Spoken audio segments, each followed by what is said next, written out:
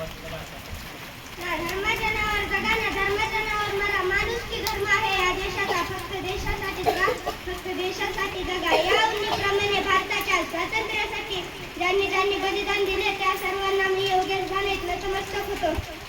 स्वराज्यासाठी छत्रपती शिवरायांचे त्याग, शौर्यपण आणि स्वातंत्र्यासाठी क्रांतिकारकांचे बलिदान आपल्याला विसरून चालणार नाही. परंतु आज स्वातंत्र्याची व्याख्या खूप बदलली आहे.